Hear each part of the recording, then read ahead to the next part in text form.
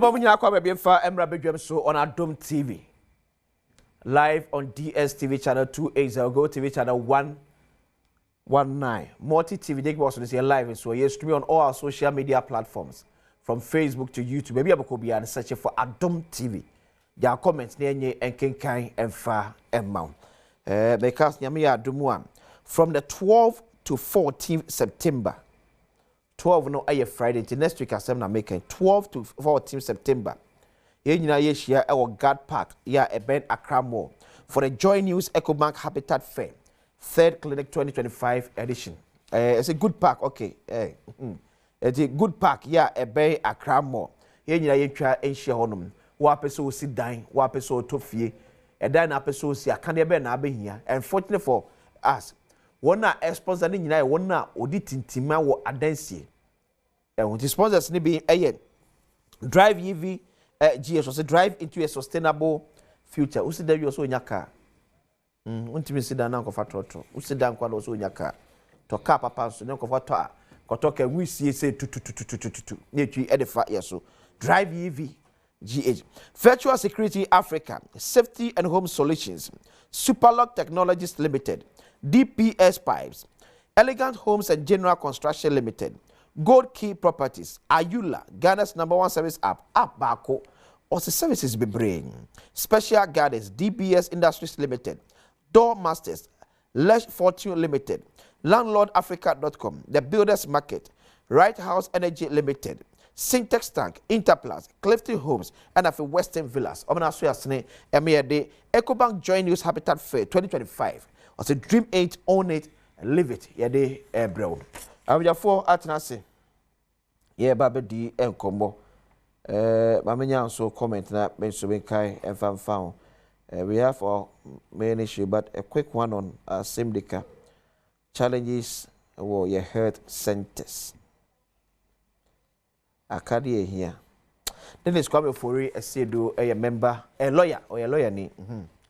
A lawyer ni. A member of the NDC National Communications Team. And Fatmatu Abubakar, a former Minister of Information. Minister of Information, County. How do you call it? Information. Okay. Yeah, so on the Kasama for the former president, His Excellency Nana Addo Dankwa Akufo-Addo. Also in the Kasama for. Two people be about the former president in the officer. The former information minister. There's a transition now. Why? So. There is Boko there. Oh, you may have done Boko now. And this is Boko.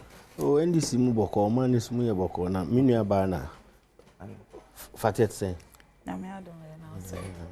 I say, me penasem, but Emra woman Dibia Okitana. I am a worker. It's a very difficult time to be a communicator for the MPP in any way because I drink in seminars. As I did not shit na opasa obuano na MPP no and MPP nankasa any omujumedi I say eniti itrebi eni ho but aye baby aye dey na ko ne dey say ne dey no ye former president office and he said or sheho ebeboa but mami chia minu bi a ono so yama na juma din bi sa Ghana Heavy Equipment Limited boss Awa Talib just say institutions na minu an mu dwiri na MPP dwiri no poto no ba ko no Ghana Heavy Equipment Limited Equipment Limited so won't say dampo nti abranti na ebo ne homodi an say obeboaboa no fatide obekire se ne ya sai juma ni dwirigu sa for the quick one, maybe if you have something to say about our semi-medical on the healthcare, yeah, ICU, yeah, and what can they work from? Bacho yo. Edi kan na pa ma menchia ya hwefo nyina. Na menchia menu abe madenis. First time I share me. Okay. And I'm excited that we've gotten this opportunity. Ye de betwetwen nkomo ebe boa Ghana mpuntu. Na mebreka sa no se omani mu adwo Babra kwesi wone mene Ghana for magyebre mo hwe omunim se Ghana e monjoye medi yaw ye pa at the state of insecurity in the country megidi se sebe nsentrofo mpo mesrem se de wobo fa insecurity ho in Ghana ebekosro mobema ne the same energy ne the same prominence as Galam saying same as other issues said that so because free say a woman se matisa Ghana for I displaced that you do on other countries as refugees I atesem maintain home penyin sem da medi me bedi mfie aduasan kono me hu bi da mete refugees yes ye di be free Liberia abegu Bujumbura ye di be free Burkina abegu Upper East ye di be free Cote d'Ivoire and Cote d'Ivoire ne Burkina na Ghana refugees 48,000 Ghanaians displaced, 31 killed in one conflict too. And I'm talking about the situation in Sola at the moment. Okay. In Boko for the year press conference say nipadodoa omewu in the Boko conflicts. Yeah. Since January bekane edo so sene nipadodoa omewu in the last 8 years our president Nana Addo Dankwa Akufo-Addo ebedi mampenyi. Na no meti radio hu. Anu ane se mate say NDC regional executive baako free Oti region. Osi efia wone na busuafo tim ya behye fie na hye ne na aka ho. Ama party na to na jeje mu. Se ye ni mo hwe kra na se ne omo ka no. Ebia eme ye kroma na se bibi santi ye ka no se ya atesem a Global Peace Index e de abeto abonten. Ese Ghana enye safety se ne na ete kane no.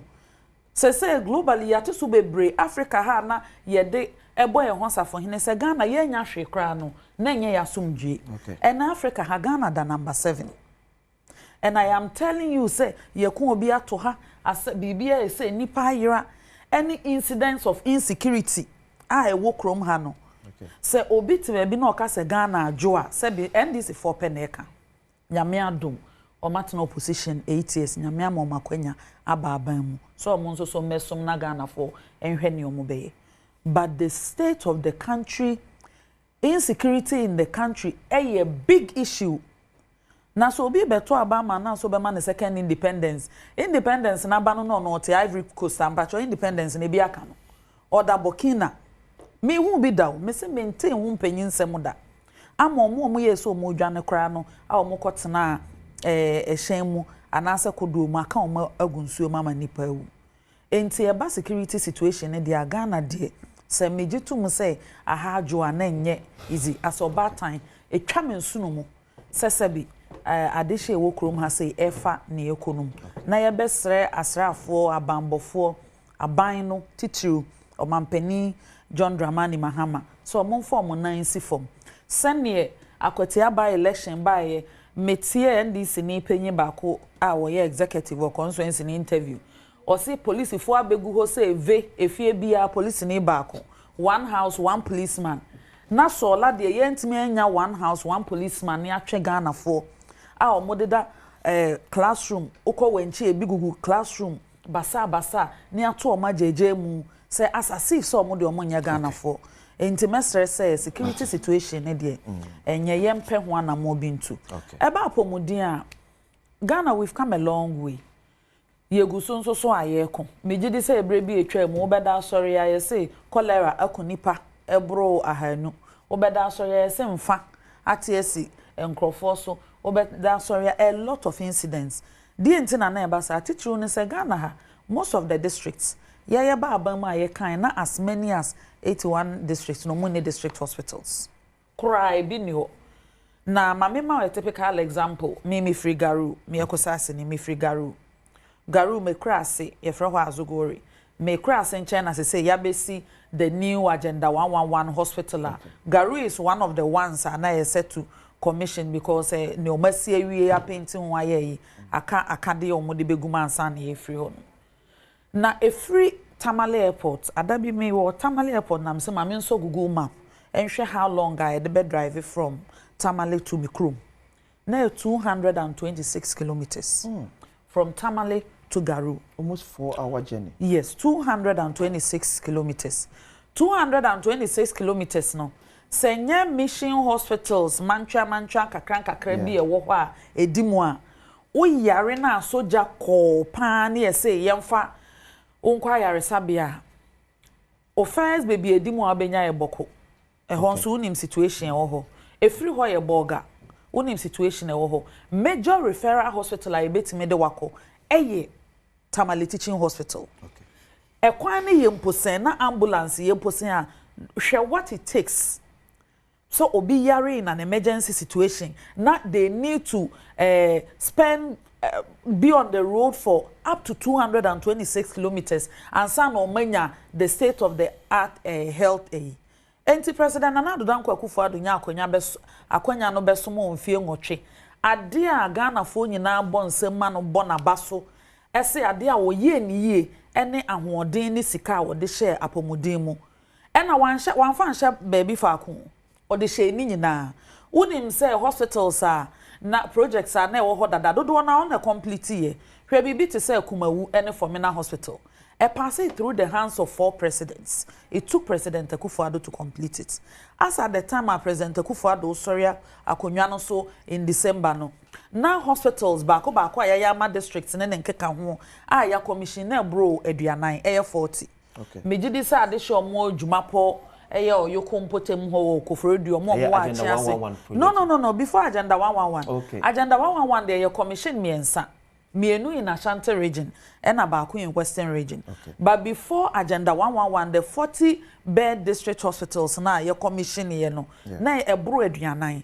Ukompo a lot of places are evidence no ho. Okay. Beyond ambulances, beyond introduction of medical drone delivery system. Minia Sam George ko hu ya nani age wo hu say ye major investment ye de ba ha say no.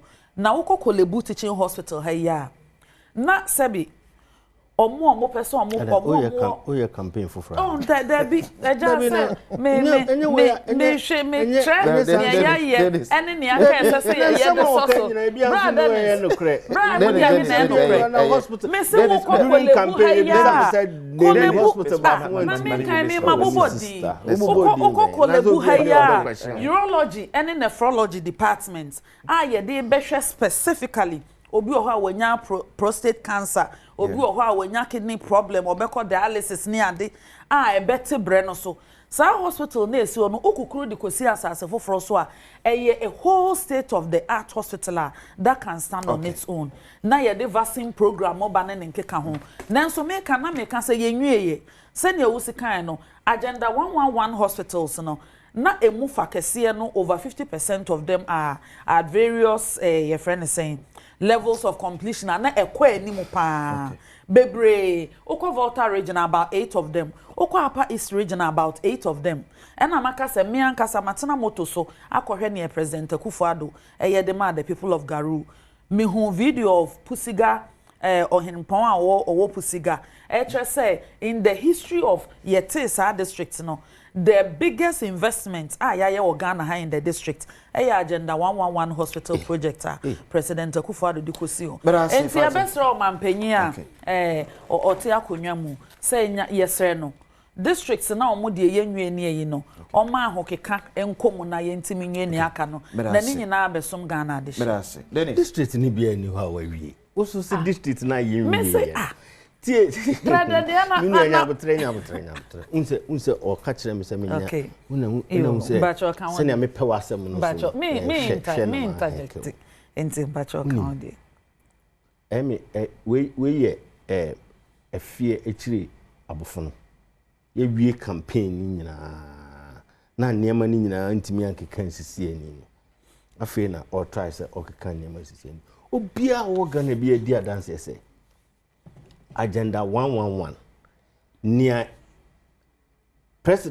former president kasi we wienti of commission na ceiling kromo nye ye penti abonten ne de camera ko fefa ho ye omo kasi ye wi a president kwa commission so omo commission wa Ashanti region okay na ceiling kura ni ho e abonten ne ye penti ye ne ye ko video de be kira amanfo obi na me ka kire ono ankasa e ka no o ka kire se ono ni kuro mu de na ono kwampo no te presidency na obetimi push amaya ye no almost si dan na wie na aka de nim na edanto a hospital and esa mumu de mumu studio e kra mo timi achiro ato anim Adom TV hospital na oba mu na bibia anim a eye den na a hospital it represent ku for the commission na bibia no wo mu a e ma no hwinim enya no kre hwinim na konwa aka de bibia wo enya no sister nya enti no sa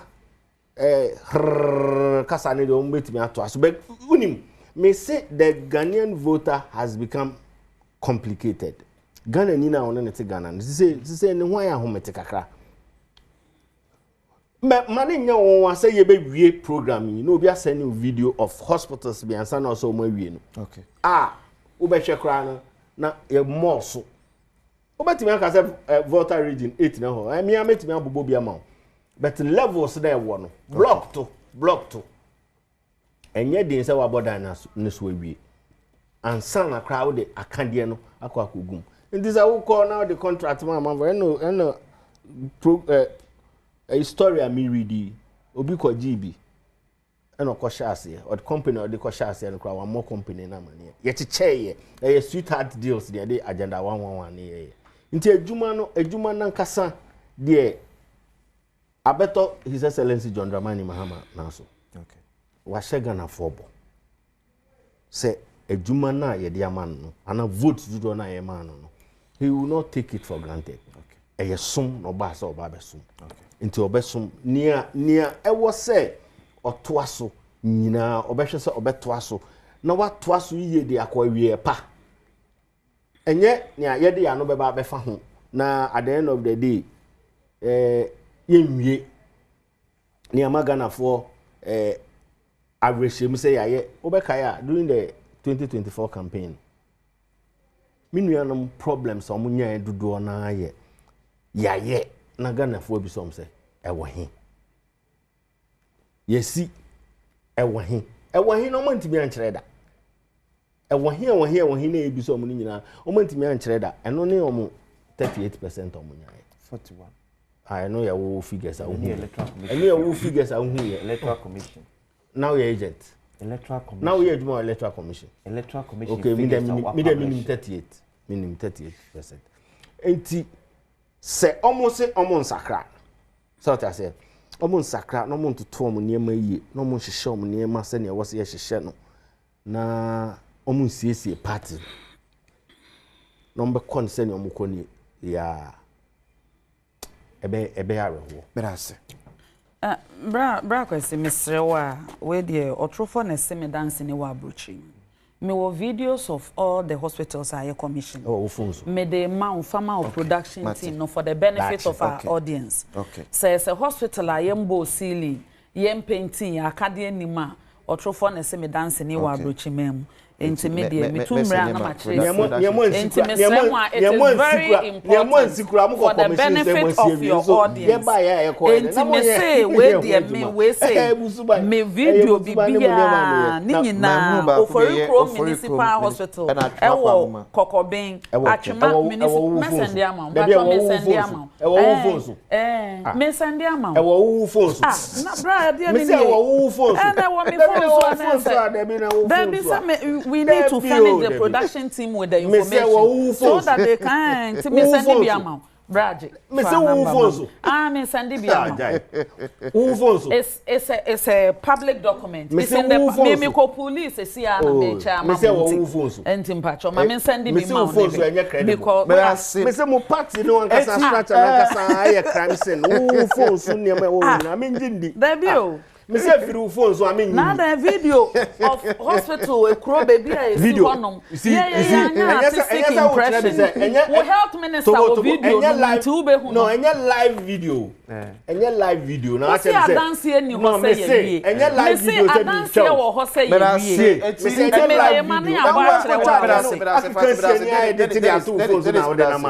video His Excellency John Dramani Mahama Ofankor Pokuase Amasaman Kwante Poniso echo inspect em say oba it is the first time wakokwane so akohwe progress of work here ecos dem no or say ba ko to just say aban agi sika se bosia se ye de ye ekwan no sika na sankwan so ye nyi nu ba bia His Excellency John Dramani Mahama responded to General Ofankor Pokuase Highway.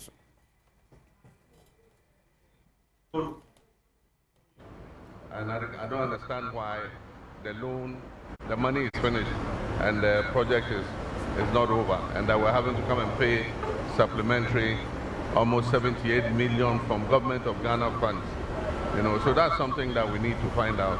What really happened? How come the loan that was taken was not enough? Was it that the estimate for the project was not done properly, or what happened? But I can see that drivers are happy now. And I hope that from now till when you finish the project, you maintain a smooth flow of traffic, even as you're working, so that you don't impede the flow of traffic. So we'll hold you to your word. You say by end of second quarter next year, you should be finished. Okay, so after the exhaustion of the current payment that has been made, would it be enough to finish, or is there a supplementary payment? What we've done is, like I instructed the minister, we've moved this contract onto the Big Push program, and enough provision has been made for the Big Push projects. Yeah, this year we have about 14 billion cedis, and next year we have another 30. So His Excellency John Dramani Mahama, I don't know. Mama shall say for free one. President Asam Naseje say no kind. President Asam no kind. Very simple. Okay. Who say the difference between His Excellency John Dramani Mahama and any other president you've encountered, and they say, yeah, na just say or the BBS Ghana for. Okay. Or say as transparent as possible. Inti near koso ewo manyimu no. Pese Ghana for hu ni senete. Na enye afei so na o betwen say oye audit tintin. Mami che o mimi krom kwan from Hohoi to Jasika kwan ya na ya hyase. Minian mu jato for 5 years. Anom so mo ye audit. Minim audit aye wo kwan ho a it take 5 years. So mu wie na contract sum no a quadruple. Enye no bi na His Excellency John Dramani Mahama ahye so ye. E kwan bia ya hye ana MPP aban na do aban e hye ase no. Eye kwan a etese ebo Ghana fo. Enu ti ontwentwen so wo se ye to aso. Na mum ye to aso no na ye hwe se den na e course. Enye projects ni nyina na GOG projects. Ebi wo ho GOG projects, ebi wo nso ayakoji loan, ebi wo nso a grant bi na ye de ye kwan. Okay. Na we yakoji loan $200 million. Say ye de ye kwan. Na say ye de ye 33 kilometers 200 million say enso a ehina e wo say du. Okay. E na ye hye ase no ehi kra na ye de adu ansa na sika na esa. But ena me no ka say from what he said sika no asa. Ti ordinarily ni obi abebisa say na sika na e wo hin. If say senye enene nansa yi a e wo say aban yi ebo modern coffee sika foforo e de ma contractor na nka hwe ne na esi wo ho ukofa ho na ye ahometi omo tim omo muni omo ntumi nko ntumi mma say traffic esi wo sa kwan so a ubebusa say na den kwa na ekosu but ni nyina mu no da ye ka say aban papa ba we dey information and ye dey ma Ghana for. So you're moving into the big push. A kwan bia so ba bia ban be fa bia obe resisika e dey amane e dey wie adwuma no e dey be wie and other equally important projects. His Excellency John Dramani Mahama ne na ban nya ban a obi ana ban bi ahye adwuma se a oba be ka se aban bi na hyase enye ya ban na hyase nti ento aso da bi onye no bi ena ekwan bia nso ni ho a obeka se esane se ye ne ye be wie ye nti omo hyase no they do not matter say yehu sa ne mani nyina bi wo man yi yehu bi wo man yi in the past just a project no take for instance motorway overpass expansion. Okay. No, the overpass. The near what tema ashama overpass. Obianim said these projects were projects started by John Mahama, #1. The first John Mahama. Yeah.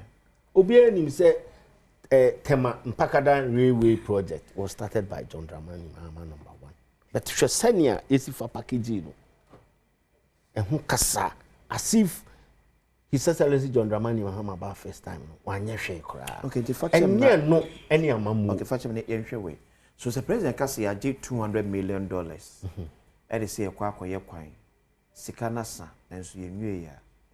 So what was the level of completion was he expecting the $200 million?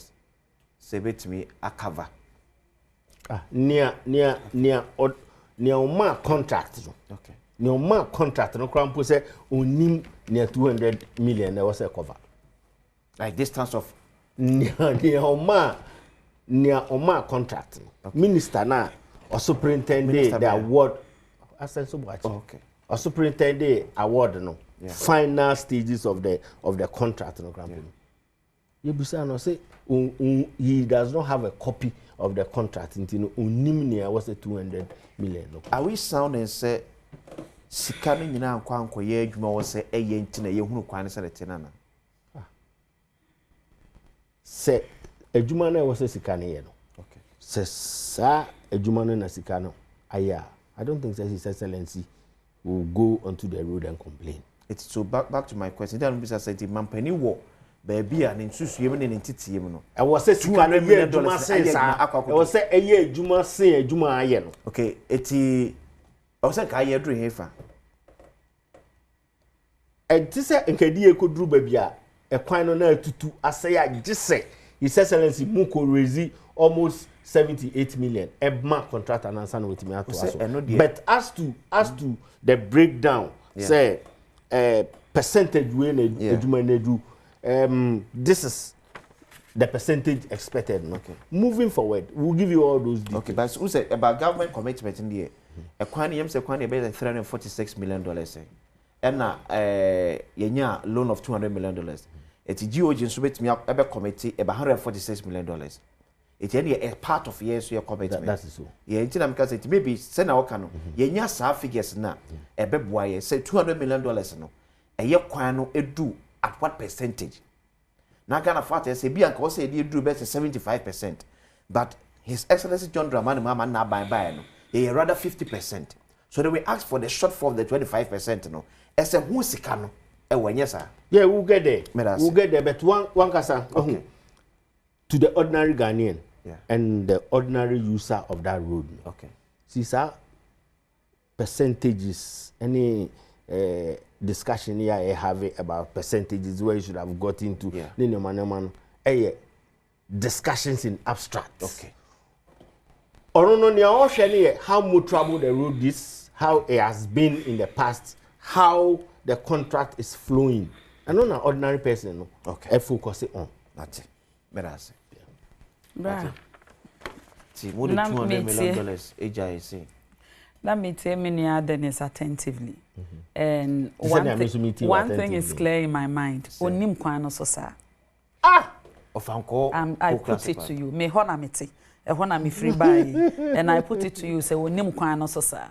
Because nkasa emu nyina na nneema bebre obobo so na abstract. And what you hono ma unim baby a problem no. Unim the actual situation on the ground. But say won't hono ma ebi a otetema ebi a otechado and I say East Legon because while here big man level enti yeah honum no I don't think you are insinuating say me big man no because my party is in power. Baby. No, but I haven't said that. Okay. Me nkasa sebi. You share me ni madwuma we. But I'm me put it to council say onim kwan no so. Onim kwan no so anko obehu the nature of the problem. And then baby yedu niama ya bedru ne yedu. So the challenge here. Sane wo sika ye no. Sa Ofankor Pokuase Highway no. Ni nyina together 33 kilometers. Ena aban no under President Adom Akufo-Addo.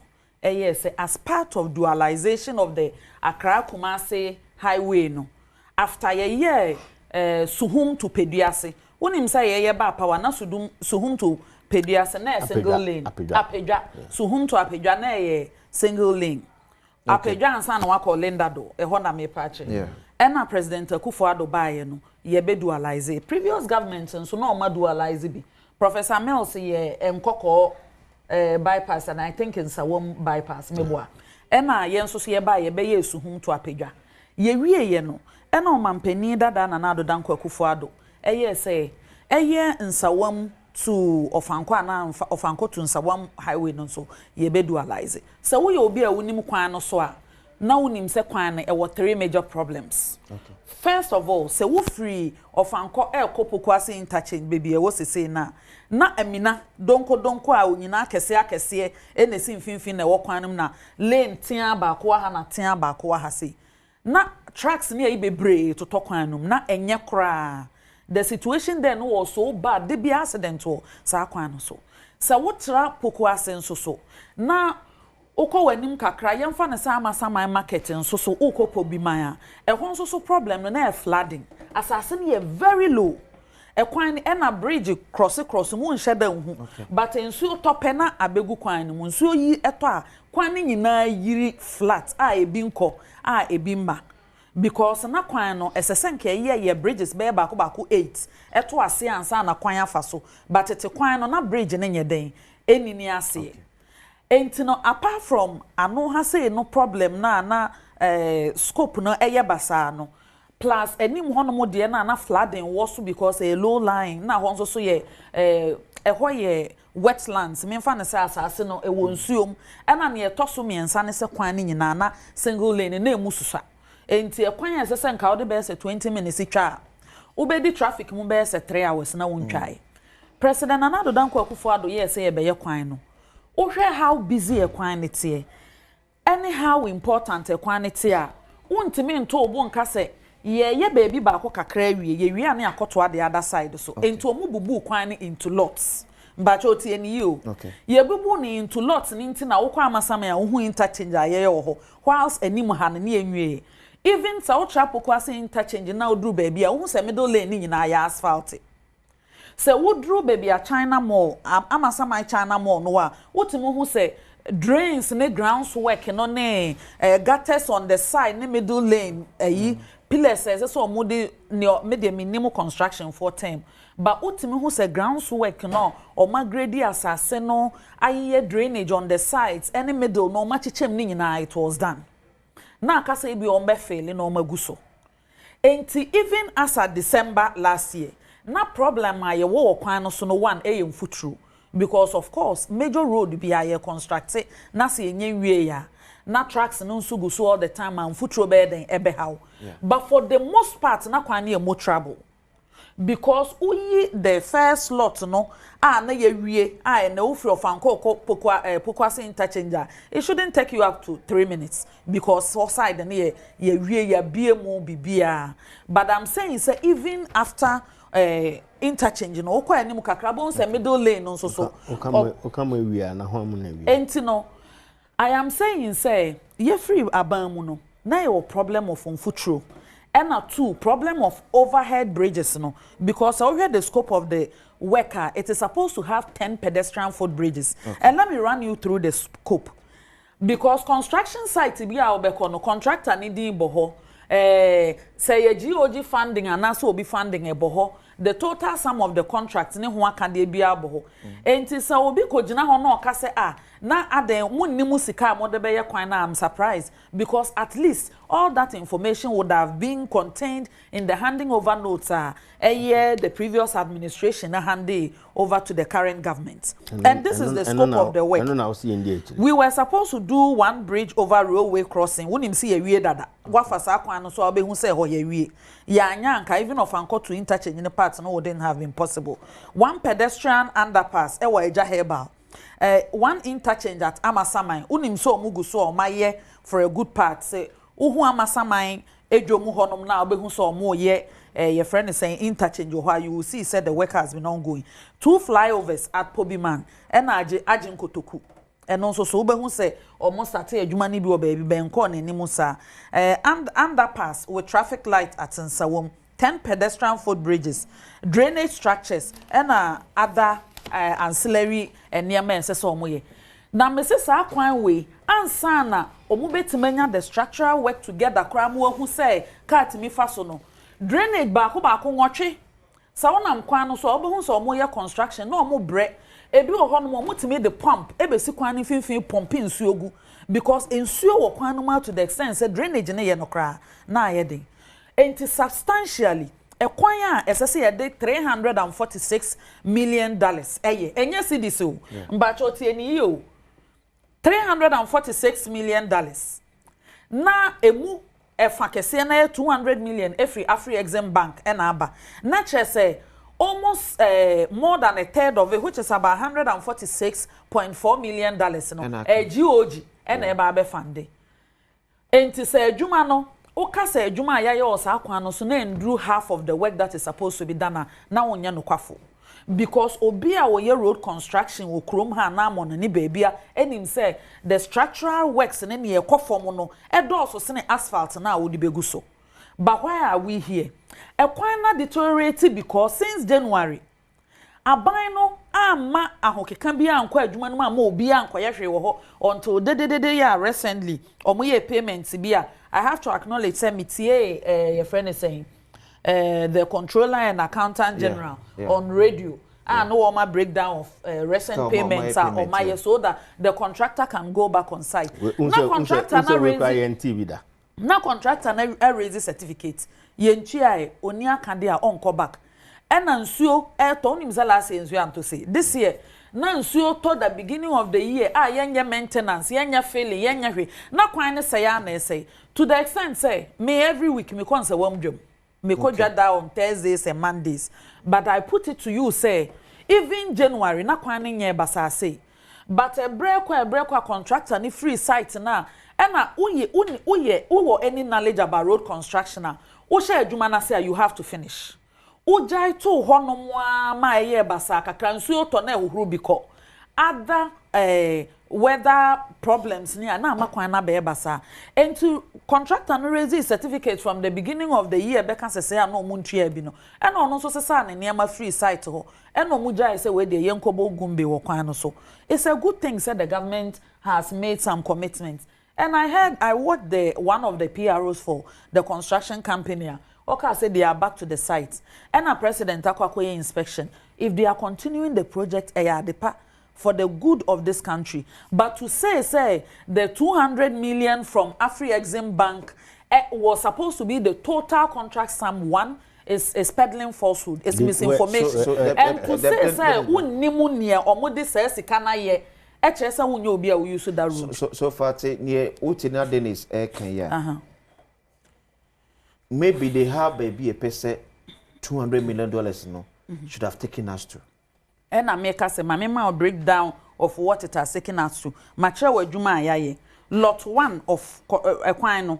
And this is information I off from Honorable Asenso. Okay. Minim say no money na kasai. He didn't have information. Baby na some me catch na me I was a spokesperson for the transition team. I had the benefit of reading some of their documents and seeing what they were doing. And to lots bia ni bebia. O source na o quote free no ene. But mochichi ono a oti ho no minister na no interview no na information. Me fa Dennis Asamon say minister na say information about the project. Breakdown. We feel say the $200 million from Afri-Exim Bank. Yet nina ye adwuma na ose de. Omo fa di nyina ya nyame adom enne omo no mo wa ban mu. Ministry of Finance wo ho mo minister ne te ho no mo appointees ne wo ho. If it is the case say enemre ma o mani abre den a oral up flopping ti omo hwehwe nkrofo achi o mayi o madi at all cost no. Senka ya mfasa sika no anye senka ya mfasa sika na anye adwuma na enka by now enka o machichi nkrofo. They know the facts. As a certificate or murazi or mutuaye, any other things or more, no say bibi sa or honma, they should come and tell the public. The $200 million no, would be each year compensation?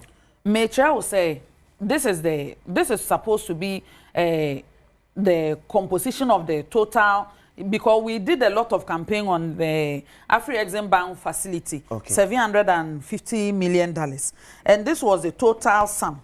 Any breakdown Ofankor to Nsawam Road na 200 million. Judicial Konongo Road 75 million. Completion of Nsawam Apedra road project 10 million. Swami interchange and road network project 47 million. Completion of Flowerport interchange TO Legon to Legon Accra. Someone will be in Flowerport interchange, 35 million.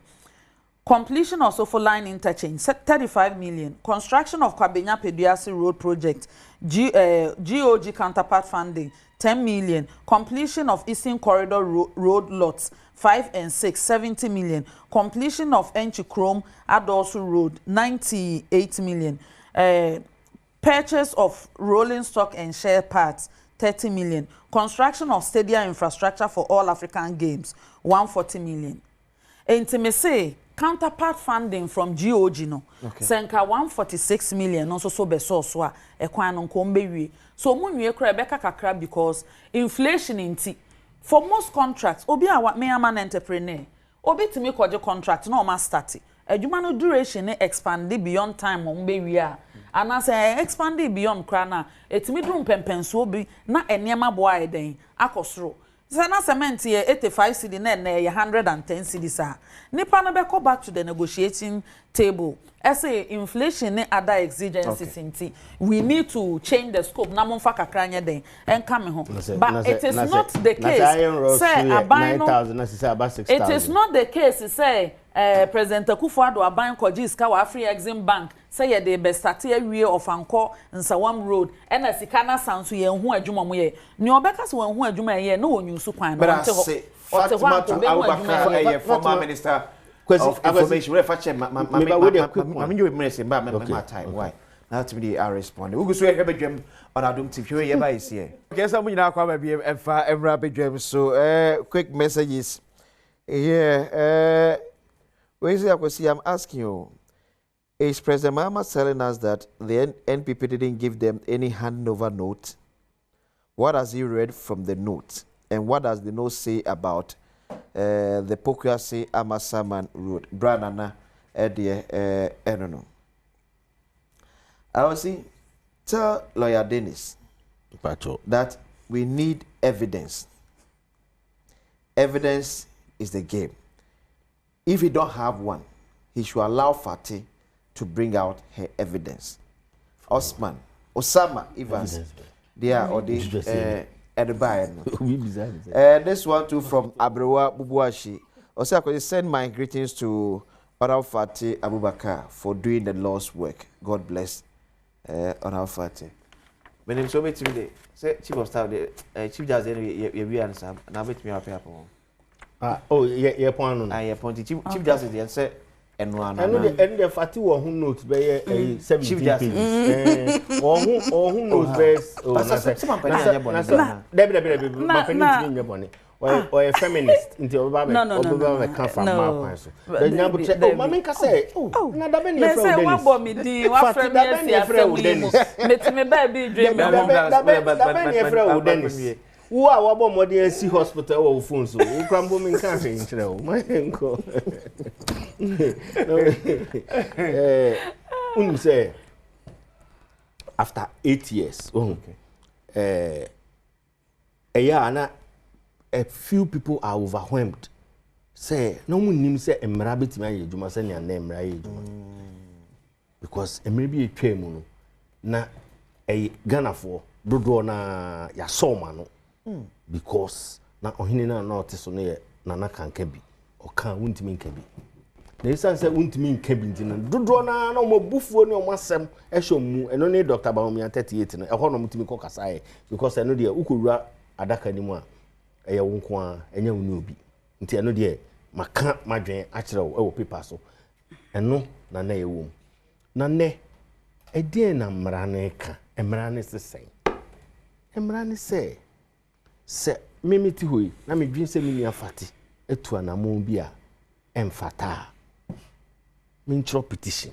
Okay. Intiano, so ye justice of the Superior Court. Mintro petition. Ofankor president. Na so ye chief justice and so and also mintro petition. Ofankor the same president. But we esan say e was say attentreni eye adwuma ntino. O se wo de command president a ono nko an hye dan mu mfa ho adwen o. Se fa justice foforo bi a onye chief justice ho a. Okay. Petition under name chief justice. Okay. Na chief justice entra ho na onhwem. Na onhwe se asem bi wo ho a. Okay. E wo se onipa na ya tro petition na fa no ho. Oyi ano ana. Ebiesi wo manyi. Charlotte say ne other team members me no bi. Omo krampo de unim. Onipa na o tro petition. No ye saman. If say na nidi nim. Yamfa nidi amma. Na nidi ni petition. Nidi ni petition nim. Unya petition ni bi hwe. Enti no eye saman na di petition ni ba. The council dem say unya petition ni. Minya bi hwe. Na ni pakro twa petition come. Dabi obi adi nim. Oh how? Oh, And I'm penny carrying along. Yes. Oh yes. It's one be there dance here. Adanse. Ni there. So we say say there no. Eye in camera hearing. Enti dodo na It will be uncle dear dance here. mean to me nchire. But at the end of the day, former chief justice Mahama so fire and okasai ono an etena so na hu say asem bi wo ho say Charlotte ne no nkrofo no eyi ano na nim Charlotte ne no nkrofo no wo mo no oma niska o yesi ne omo ye ne say omo to niema ma commission no abra omo amfa ne kwan so enye say omo de omo di sika o Yeah.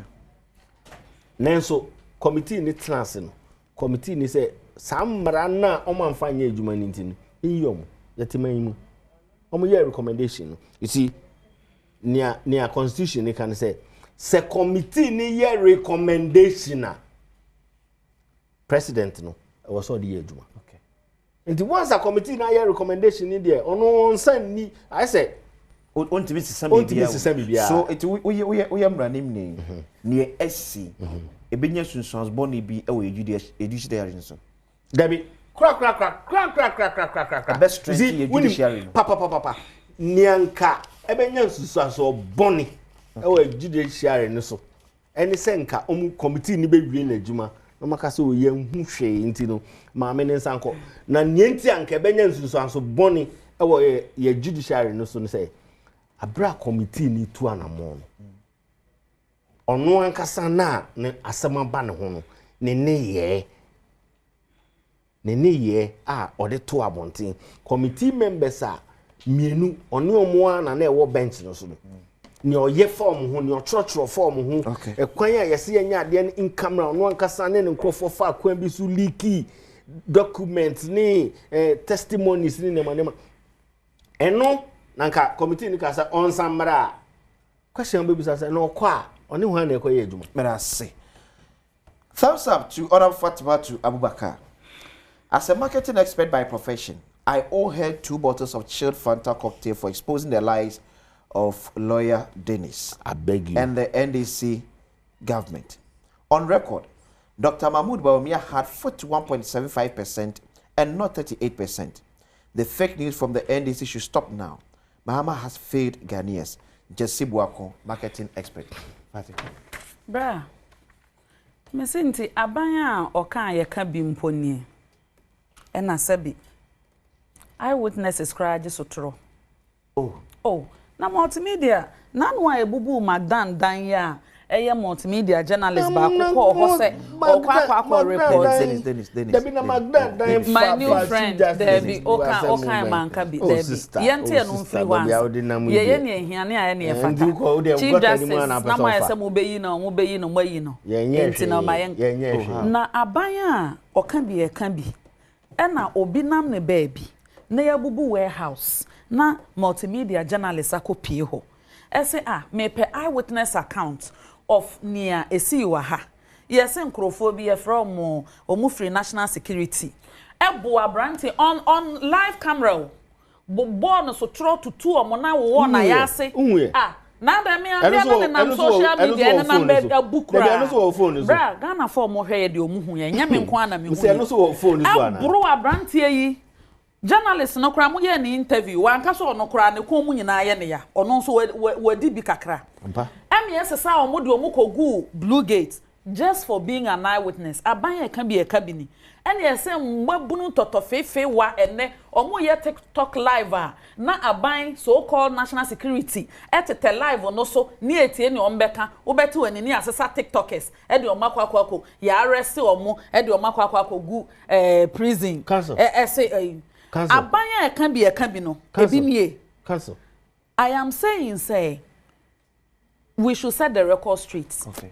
Senana na ye kan nka bi dia na we dia hababan pa emu oya ene wona mo online kran ne say o musuro so on be kasa wo na wo kasa ya ne abeche wo hu be bia ye bu obi ye so obi the picture abeto Facebook ti o Facebook picture enti ye koche say Obama ko bu ne dan ko bu ne ekobu ne kitchen wura ne dem mo che ne de no koton mu etwe no as a criminal e de ne nam social media plaster ne mfonyini krampo social media so because of publication enti na banya e kan bi and na any stomach to even allow the young people of the country to express themselves enyanwanwa back to the issue of the removal of the Chief Justice no, there is one thing I like and for that say we are na me do respect amount obeye nyuna ye nyuna obeye share ye she okay o di bone do it with your full chest men wada mfa asem no nkokeka emfa baby ase na due process na say the Chief Justice has been removed because of political witch hunt. The NDC's national chairman Ora Johnson Asiedu Nketia General Mosquito eye interview ka say ma me de okodada aka EC chair no more twen no because President Mahama so ontimi ni omo nya adwuma o kan ye kwani an constitute ade no photo ne nam so aya mo bobi ntre brother aya mo bobi President Mahama so ontimi nya adwuma aya mo bobi ntre brother Dennis because and near mani bebrem say he's not been following the media and conversations within this space committee then started ye kwani the national chairman of the ruling party say ma me ne ye yi no obeko okodada enti obi anim say committee na de na ite salad dressing bi ne ye kwa akoye wo ho just to meet the requirement under 146 senka enye sa those who are opposed to this removal of the Chief Justice omo bi sa asem ba ko Seminia Dennis akan petition na because say ya no eye basis na committee information na committee na de koma o mampanyi John Dramani Mahama e manage na so remove Chief Justice no immediately no only on the Daniel Ofori petition na petition na or the all together 21 page document but all together or the 25 counts nearby 4 on incompetence, 21 on stated misbehavior. Nasaya monje brena mon read the petition no, and then you sit and then you read the former CJ's response to the petition. No abisa on said does it meet the threshold to remove a Chief Justice? Because most important threshold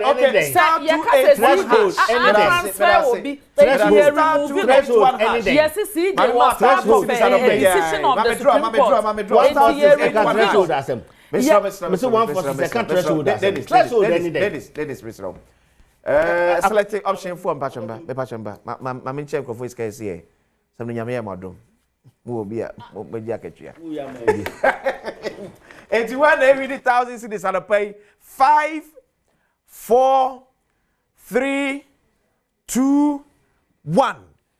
Number bay and every near number bay 0554 074 star 0554 074 star. Congrats. Say we share bedroom. Na onya 1,000 cities are pay. Say timi nya no kasa dia. So quick message from here. The removal of Justice Tokono is a politically motivated decision that set a disturbing precedent in Ghana's history. I am not surprised, considering the statement made by NDC members while in the position, including their remarks about the Chief Justice. Moreover, we record the President's promise to make change to the bench upon taking power. Now that his vision has been realized, it will be interesting to see how the future unfolds for the NDC given this bad precedent. Regards to Hajia Safia Mohammed and Dr. Brai Echampong. We say, okay, Sami Boachi, Edwin Fra Samanka say, and or the Eben from Madam Sisano Pemujebre. Because I could say answer neighbor corner. 2 seconds. Oh, no, 1 second. I make a sapphire, Mamma, come here. And I would have come then say, background.